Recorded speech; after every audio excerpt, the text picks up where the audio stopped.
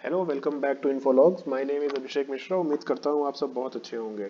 दोस्तों, कल union cabinet ने टेक्सटाइल सेक्टर के लिए एक स्कीम पीएलआई स्कीम को अप्रूव कर दिया है। 10,683 करोड़ की स्कीम है ये। और बात करेंगे इसके बारे में। इस लेक्चर में हम जानेंगे ये स्कीम का ऑब्जेक्टिव क्या है, इसके सेगमेंट्स क्या क्या हो सकते हैं, और किसको और किनको और कितना बेनिफिट मिलेगा इस स्कीम से। तो सबसे पहले तो ये बताना चाहूँगा कि इस स्कीम को इतने बड़े पैमाने पर रखा, ऑलमोस्ट इसको मेक इन इंडिया स्कीम के पैमाने के बराबर रखा गया है। इसका रीज़न एक तो ये है कि अम, पिछली जो पीएलआई स्कीम्स थी उनका रिजल्ट, उनका आउटपुट काफ़ी अच्छा देखा गया है।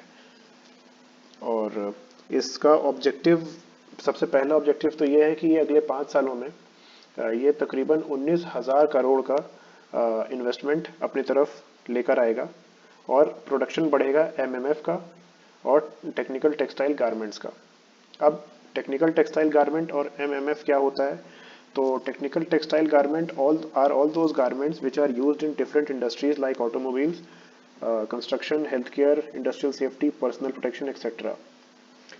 Uh, One thing should be noted here that technical textile industry comprises of 12 sectors: industry, industrial tech, mobile tech, pro tech, meditech, building tech, home tech, cloth tech, sports tech, geo tech, agro tech and eco tech. ये बारह sectors हैं जो मिलकर comprise करते हैं technical textiles में। Technical textile, अगर simply समझना चाहें तो वो वैसे कपड़े होते हैं जिनको हम ऑटोमोबाइल्स में यूज़ करते हैं, जैसे air bag, seat belt, seat के पीछे जो बैग्स होते हैं, एक्सेट्रा। बिल्डिंग में हम लोग कंस्ट्रक्शन में जो यूज़ करते हैं वो आप लोगों ने देखा होगा, जब नई बिल्डिंग बन रही होती है तो ग्रीन कलर के कपड़े यूज़ होते हैं, तो वो कंस्ट्रक्शन में आ जाता है। तो ये होता है टेक्निकल टेक्सटाइल गारमेंट्स। अब एमएमएफ की बात कर लें तो एमएमएफ का फुल फॉर्म होता है मैन मेड फैब्रिक्स। ये वो सिंथेटिक फाइबर होते हैं जैसे नायलॉन, रेयॉन और पॉलिएस्टर, जिनको इंसान बनाता है खुद से। ये नेचुरल बिल्कुल नहीं होते। अब टेक्निकल टेक्सटाइल गारमेंट्स और एमएमएफ, इन दोनों का ही प्रोडक्शन इंडिया में लो है। और ग्लोबल मार्केट में इसकी डिमांड बहुत ज़्यादा है और इसकी वैल्यू भी काफ़ी ज़्यादा है। आप समझ लीजिए कि इंडिया में 80% एक्सपोर्ट होता है नेचुरल फैब्रिक का, और 20% एक्सपोर्ट होता है सिंथेटिक फाइबर या टेक्निकल टेक्सटाइल गारमेंट का। और सबसे पहले तो ये है कि गवर्नमेंट इसको बनाने के लिए, इसकी प्रोडक्शन बढ़ाने के लिए हमें फैक्ट्रीज की ज़रूरत पड़ेगी। तो फैक्ट्रीज की जगह टीयर 3 और टीयर 4 के जो शहर हैं, टीयर 3 टीयर 4 के शहर वो होते हैं, या तो पूरे तरह से गांव होते हैं या ऑलमोस्ट गांव होते हैं, थोड़े थोड़े शहर होते हैं जहां पर इंटरनेट की स्पीड थोड़ी धीमी होती है। और ये जो शहर या गांव हैं, ये नीति आयोग के थ्रू आइडेंटिफाई किए जाते हैं।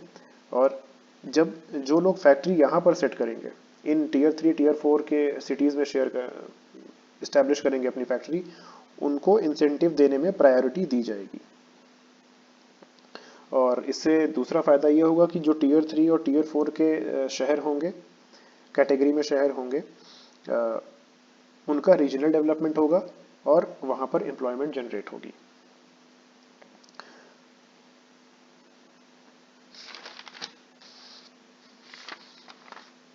इसमें यूनियन कैबिनेट ने अप्रूव कर दिया है पीएलआई स्कीम को, और अगले हफ्ते तक इसकी बाकी की सारी गाइडलाइंस भी आ जाएंगी। और इस स्कीम से हम लोगों को इंडिया के लिए डोमेस्टिक मैन्युफैक्चरिंग भी बूस्ट होगी और एक्सपोर्ट्स भी बूस्ट होगा।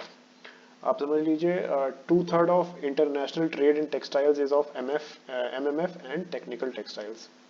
मतलब डोमिनेटिंग है एमएमएफ और टेक्निकल टेक्सटाइल ग्लोबल मार्केट में। और हमारे इंडिया में से 20% उसको एक्सपोर्ट हो रहा है इंडिया में।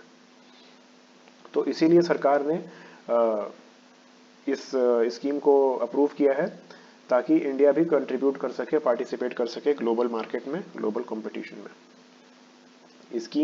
इस स्कीम से ये भी एक्सपेक्टेड है कि तकरीबन 7.5 लाख ऑफ एडिशनल जॉब भी ये क्रिएट करेगी, और 3 लाख करोड़ का टर्नओवर या रेवेन्यू भी जनरेट करेगी ये। और कौन कौन से प्रोड्यूसर्स इससे बेनिफिट, किसको कितना बेनिफिट होगा। तो ये जो स्कीम है ये 2 फेजेस में इंसेंटिव्स देगी। पहले वो लोग या वो कंपनियां जो तकरीबन 300 करोड़ रुपए प्लांट मशीनरी, प्लांट मतलब establishment of factory, plant machinery equipment and civil work में excluding land and administrative building cost में 350 करोड़ रुपए इन्वेस्ट करने के लिए रेडी होंगे। और जो एमएमएफ फैब्रिक गारमेंट प्रोड्यूस करेंगे, they will be eligible to participate in the first part of the scheme. मतलब जो 300 करोड़ रुपए देने के लिए रेडी होंगे जो भी लोग या जो भी कंपनी, वो एलिजिबल होगी फर्स्ट फेज के लिए। और जो लोग 300 करोड़ रुपए देने के लिए रेडी होंगे उनको, और अगर वो टीयर 3 टीयर 4 में के कैटेगरी के शहर में अपना प्लांट इस्टेब्लिश करेंगे तो उनको प्रायोरिटी दी जाएगी 11% इंसेंटिव के लिए। और दूसरे पार्ट में वो इन्वेस्टर्स जो कि 100 करोड़ के इन्वेस्टमेंट करने के लिए रेडी होंगे, दूसरा पार्ट उनके लिए है। और सेम अप्लाई होगा अगर वो टीयर 3 टीयर 4 के कैटेगरी के शहर में अपना प्लांट इस्टेब्लिश करेंगे तो उनको 3% की इंसेंटिव्स दी जाएगी बाय द गवर्नमेंट। इंसेंटिव काम कैसे करता है, तो ये है एक तरह से सब्सिडी है इस सेक्टर में। सब्सिडी जैसे गवर्नमेंट देती है वैसे इंसेंटिव भी देगी। आप लोग ये देख लीजिएगा, इसका फोटो ले लीजिएगा आप लोग। और स्कीम और कुछ स्टेट्स हैं जिसमें इस स्कीम का डायरेक्ट बेनिफिट होने वाला है। वो स्टेट्स ऑलरेडी टेक्सटाइल में ग्रो कर रहे हैं, टेक्सटाइल इंडस्ट्रीज में ग्रो कर रहे हैं, जैसे गुजरात, उत्तर प्रदेश, महाराष्ट्र, पंजाब, तमिलनाडु, आंध्र प्रदेश, तेलंगाना एंड उड़ीसा। ये कुछ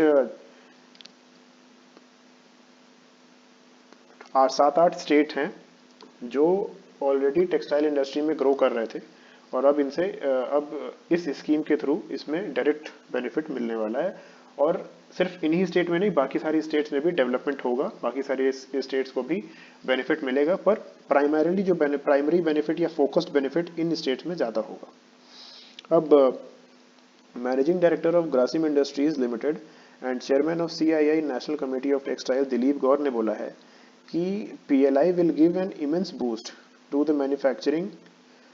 ये डोमेस्टिक मैन्युफैक्चरिंग को बहुत तगड़ा बूस्ट देगा और हमारी इंडस्ट्रीज को तैयार करेगा ग्लोबल मार्केट में अपना इम्पैक्ट डालने में, ग्लोबल मार्केट में अपना इम्पैक्ट, अपना जलवा दिखाने के लिए, है ना। और इससे एक चीज़ और होगी, ये आत्मनिर्भर भारत की तरफ भी आगे बढ़ेगा हमारा देश। तो ये था दोस्तों ये लेक्चर। उम्मीद करता हूँ अच्छा लगा होगा। अगर अच्छा लगा हो तो लाइक करें, शेयर करें और चैनल को सब्सक्राइब करें। Thank you so much. और पिछले वीडियो में मुझसे एक गलती हो गई थी, मैंने स्मोक टावर का लेक्चर लिया था और उसमें मैंने बता दिया कि कनॉट प्लेस में अभी स्मोक टावर लगा है। ऐसा नहीं है, actually smoke tower Anand Vihar में लगा है, कनॉट प्लेस में दूसरा स्मोक टावर बन रहा है। तो ये था। Thank you so much.